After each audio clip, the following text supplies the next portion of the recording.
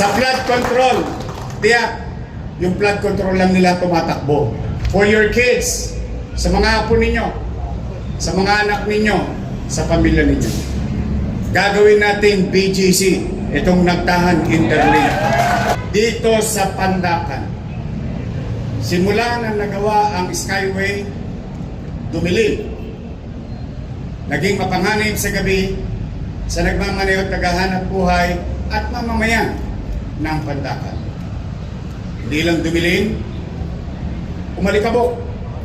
Araw-araw sinisinghot ng tao sa paligid dito ang alikabok at sementong natira sa open space na ito. And that is hindi dahil ngayon lang yun. It's been here for the past 3 years. Open space. Nakatenga. May nagbalak pang magpatayo rito pero papel lang pala yun. Ay, hindi pala papel. Tarpaulin. But there is no papers, there is no project, there is no program. Now, nung ako po ay binigyan ninyo ng pagkakataon, mga Batang Maynila, immediately, I went to this area at night time. Sabi ko, alam nyo, huwag nyo nang hintayin na may tatawid na bata, may tatawid na matanda sa kalagitnaan nito at may maaksidente.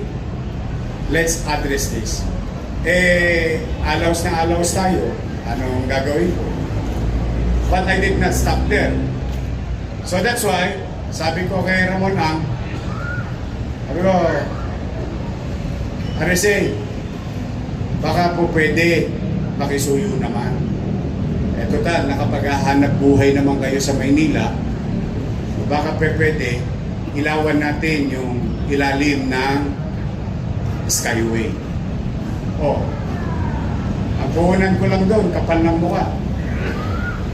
Ang hindi ko naman ipinanghingi yung sarili ko. Mangyari ba? Tinugon. 20.8 million pesos ang binigay ni Ramonang sa lungsod ng Maynila. Ano naging resulta? Lumiwanag ang boundary ng Manila hanggang dito sa dulo sa likod natin. Pangalawa, may pera nakalutang worth 39 million for this project. Ang siste, hindi kasya. Then I went to Chairman Artes. Sabi ko, pare, nakakawa naman yung mga taga-Pandakan ko. Masyado ng malikabo, perwisyo.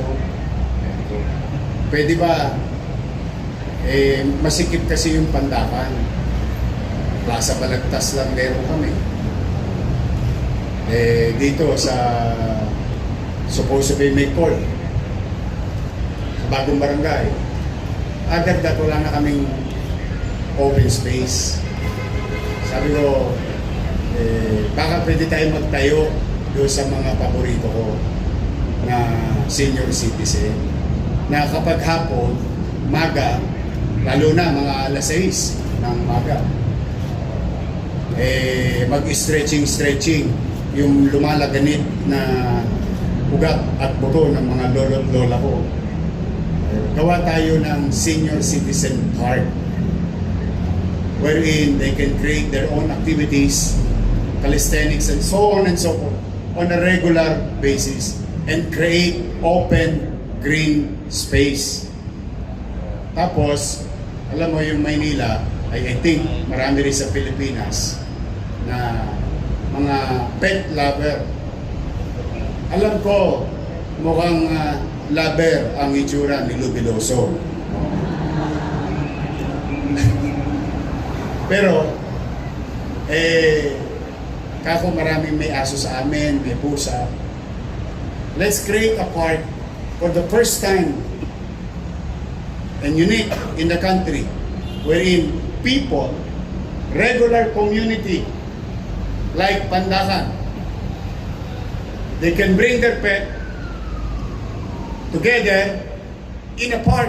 Usually, nangyayari yan sa mayayamang subdivision, sa mayayamang komunidad. At mano pa sa ibang bansa. No? Talagang may pet park where people and animals can go stroll around.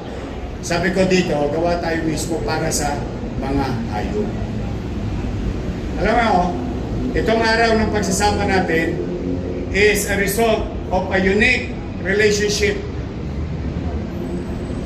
where local government and national government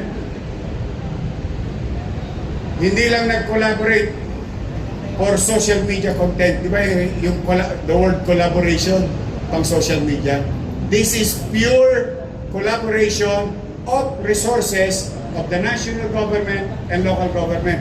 Alam mo, sinabi sa akin ni Artes, ni Chairman, MMDA, pare, soli mo sa akin yung pera. Dodoblein ko.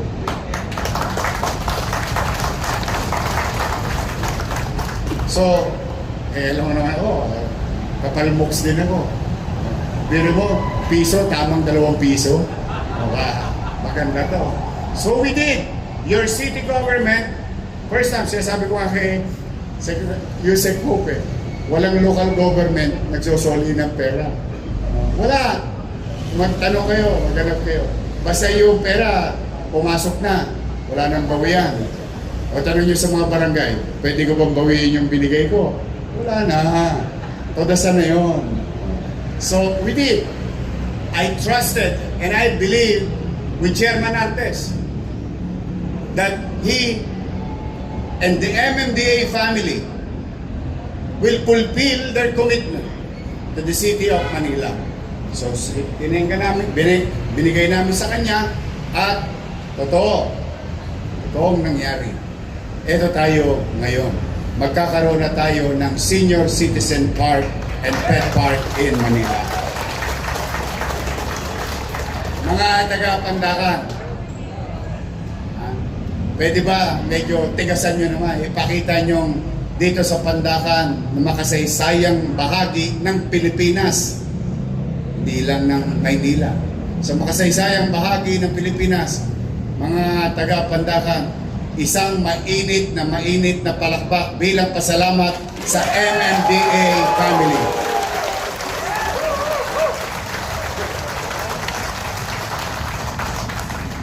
Kasi hindi lang sa park natin katuwang yan. O yung Paco, na problema yung mga taga-Paco, naalala ninyo? O ngayon, kasama rin natin doon, MMDA. Sila rin ang nagayos. Sa flood control, tiyak, yung flood control lang nila tumatakbo. Yun, sigurado ako doon. Yung iba hindi ko alam. Pero yung flood control nila, gumagana. So, now, mga kababayan na naparito, masaya ako para sa inyo. Promise. Titigil lang alikabok. You will have more fresh air. More green space for your kids, sa mga apo ninyo, sa mga anak ninyo, sa pamilya ninyo. Gagawin natin BGC, itong Nagtahan Interlink. Kasi sa BGC, pwede ka magkadla-kadla eh. Dala-dala mo yung aso mo, di ba? Here, you can do it safe in the middle of a busy street. Safe for the people, safe for everyone, cleaner air and space for everyone. And I would like to give these people thanks also. Our partners, your elected official, Vice Mayor Chi Atienza, Social Elmer Pa, Social Castañeda, si Kado, Dr. Mercado, Social Christian Noy, ang pet lover ng 6th District. Mapagmahal din to sa senior. Kaya ako gusto si Lou, pareho kaming mahal ang senior citizen. Lou Veloso. at ang ating mga kawani ng pamahalang lungsod ng Maynila.